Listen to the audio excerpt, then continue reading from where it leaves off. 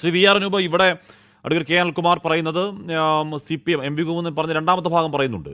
നമ്മളീ പറഞ്ഞ ഒന്നാമത്തെ ഭാഗം ഉണ്ടല്ലോ, ഈ പിഴവ് എന്ന് പറയുന്ന ഭാഗം, ആ പിഴവ് എന്ന് പറയുന്ന ഭാഗം താഴെത്തട്ടിൽ ബ്രാഞ്ച് തലത്തിലൊക്കെ സംഘടനാ തലത്തിൽ അതിശക്തമായ വിമർശനം താഴെത്തട്ടിൽ സഖാക്കൾ ഉന്നയിക്കുകയാണ്.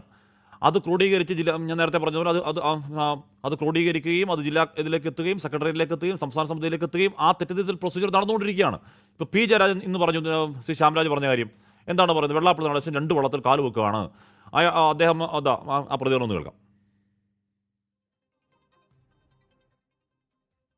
കേരളത്തിലെ ഇപ്പോഴത്തെ SNDP യോഗത്തിന്റെ ജനറൽ സെക്രട്ടറിയാണ് വെള്ളാപ്പള്ളി നടേശൻ. ആ നടേശൻ ചെയ്യുന്ന ഒരു കൃത്യം നമ്മൾ ചരിത്രത്തിലൂടെ നോക്കുന്ന അവസരത്തിൽ യഥാർത്ഥത്തിൽ അദ്ദേഹം 2 തോണിയിൽ കാല് വെച്ചുകൊണ്ടുള്ള നിലപാടാണ് സ്വീകരിക്കുന്നത്. അല്ലേ? ഇങ്ങനെയാ 2 തോണിയിൽ കാല് വെക്കുന്നത്? അദ്ദേഹം SNDPയുടെ ജനറൽ സെക്രട്ടറി, പിന്നെയോ നവോത്ഥാന സമിതിയുടെ, കേരളത്തിലെ അന്നത്തെ ഗവൺമെന്റ് രൂപീകരിച്ച നവോത്ഥാന സമിതിയുടെ നായകസ്ഥാനത്ത് വരിക, പിന്നെയോ മകനെ BDSന്റെ ജനറൽ സെക്രട്ടറി ആക്കുക. ആ BDS ആരുടെ കൂടിയ സംഘപരിവാർ ശക്തികൾക്കൊപ്പം അദ്ദേഹത്തിന്റെ ഭാര്യ പ്രീതി നടേശൻ BJP സ്ഥാനാർത്ഥികളെ വെള്ളപൂശാൻ വേണ്ടി നടക്കുന്നു. സംഗതി മനസ്സിലായത്? ശരി. ശ്രീ വി ആർ അനൂപ്, അതിനേക്കാൾ കടുത്ത ഭാഷയിൽ പാർട്ടി സംസ്ഥാന സെക്രട്ടറി എം വി ഗോവിന്ദൻ തള്ളി പറഞ്ഞു. ശരി, അടവ് നയം എന്നുള്ള നിലയ്ക്ക് ഒരുപക്ഷെ വെള്ളാപ്പള്ളിയുടെ ഈ പറഞ്ഞ കൊടിയ വർഗീയ പ്രസ്താവനകളോട് ഒരു പൊതുസമയം സ്വീകരിച്ചാൽ SNDP വോട്ട് കിട്ടും എന്ന് കരുതിയെന്ന് വിചാരിക്കുക.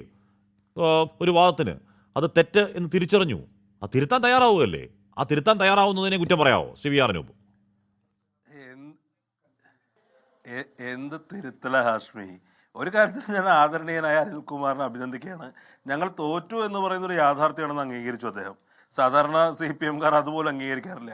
ഇവിടെ ഇപ്പോൾ ഇവർ വെള്ളാപ്പള്ളിയെ കുറിച്ച് പറയുന്നുണ്ടല്ലോ, ഇവർ ജയിച്ചിരുന്നെങ്കിൽ എന്തായിരിക്കും അവസ്ഥ? ഇവർ ജയിച്ചിരുന്നെങ്കിൽ ഇവരുടെ വർഗീയ പ്രീണന നയങ്ങൾക്ക് കിട്ടുന്ന അംഗീകാരമായി ഇവർ കണക്കാക്കുമായിരുന്നു. തോറ്റപ്പോൾ അവർ ചെയ്യാൻ നിർബന്ധിതായിരുന്ന. ഇപ്പോൾ പോലെ അനിൽകുമാർ പറയുന്നത് എന്താ? അദ്ദേഹം പറയുന്നത് എല്ലാ വർഗീയ ശക്തികളും ഞങ്ങളെ സഹായിച്ചു എന്ന.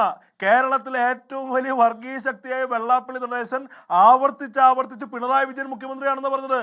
ഇവിടെ വെള്ളാപ്പള്ളി നടേശൻ മാത്രമല്ലല്ലോ, വെള്ളാപ്പള്ളി നടേശന്റെ മകൻ തുഷാർ വെള്ളാപ്പള്ളി, NDAയിലെ 2ാമത്തെ ഘടകകക്ഷിയുടെ നേതാവായ തുഷാർ വെള്ളാപ്പള്ളി ഈ ചെക്ക് കേസിൽ അവിടെ ഗൾഫിൽ അദ്ദേഹം ജയിലിൽ കിടന്നപ്പോൾ അയാൾക്ക് വേണ്ടി കത്തെഴുതിയ ആളെ പിണറായി വിജയൻ.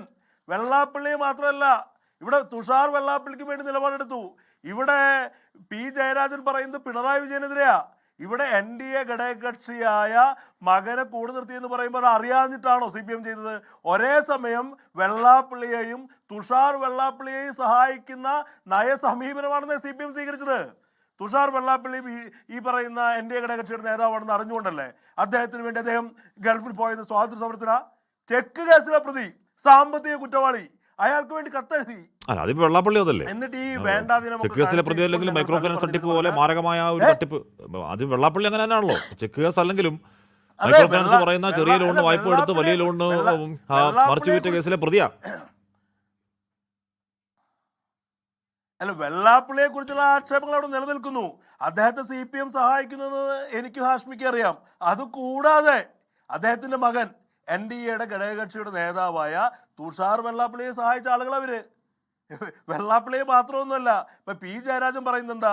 ഞാൻ എന്തോ നിഷ്കളങ്കമായി പറ്റിപ്പോയതെന്ന് ഒന്നുമല്ല, തുഷാർ വെള്ളാപ്പള്ളിയെയും പരസ്യമായി സഹായിച്ചു. എന്നിട്ട് ഇപ്പൊ ഞങ്ങൾക്കെതിരെ പറയാ. ഇപ്പൊ ഇവരെന്താ പറയുന്നത്? ഉന്നത വിദ്യാഭ്യാസം സംഘപരിവാറിന് തീരെഴുതി കൊടുത്തു. ഇവർ ഭരിക്കുമ്പോൾ എന്താണ്ടായത്?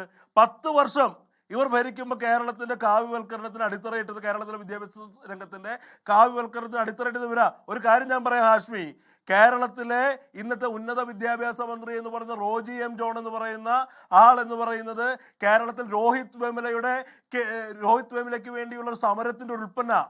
ഹൈദരാബാദ് യൂണിവേഴ്സിറ്റിയിൽ രോഹിത് വെമുല ആത്മഹത്യ ചെയ്തപ്പോൾ രാഹുൽ ഗാന്ധിയെ അണിനിരത്തി സംഘപരിവാറിനെതിരെ സമരം ചെയ്ത ആ സമരത്തിന്റെ ഉൽപ്പന്നമാണ് റോജി M. ജോൺ. ഒരു സംശയം വേണ്ട, അദ്ദേഹം എന്ന് പറഞ്ഞിട്ടുണ്ട് കാവ്യവൽക്കരണത്തെ പ്രതിരോധിക്കും, ഞങ്ങളത് പ്രതിരോധിക്കും. 10 വർഷം നിങ്ങൾ ഈ ചെയ്തതുണ്ടല്ലോ, അതിന് ഞങ്ങൾക്ക് സമയമെടുക്കേണ്ടി വരും, പക്ഷേ ഞങ്ങളതിൽ കൃത്യമായ നിലപാടുള്ള ആളുകളാണെന്നേ. ഇപ്പോൾ ഇവർ പറയുന്നത് ഉന്നത വിദ്യാഭ്യാസം മുഴുവൻ തീരെഴുതി കൊടുക്കുന്ന. നിങ്ങൾ കണ്ടോ, എണ്ണമിട്ട് ഞങ്ങൾ ഓരോ രംഗത്ത് ഞങ്ങൾ തിരുത്തൽ ശക്തിയായി വരും. കേരളത്തിൽ ഞങ്ങളുടെ മന്ത്രിമാരുടെയൊന്നും ആധികാരികതയെയും അവരുടെ രാഷ്ട്രീയത്തെയും അധിക്ഷേപിക്കാനുള്ള ഒരു യോഗ്യതയും നിങ്ങൾക്കില്ല.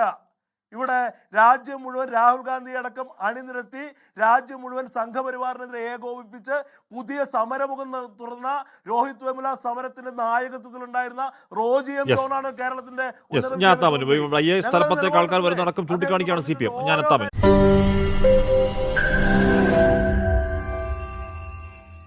ലോകത്തെവിടെയായാലും ഏത് സമയത്തും 24 വാർത്തകളും ഓഗ്മെന്റഡ് റിയാലിറ്റി പാക്കേജുകളും എക്സ്പ്ലെയിനറുകളും വിശദമായി കാണാൻ ഞങ്ങളുടെ യൂട്യൂബ് ചാനൽ നിങ്ങൾക്ക് സബ്സ്ക്രൈബ് ചെയ്യാം.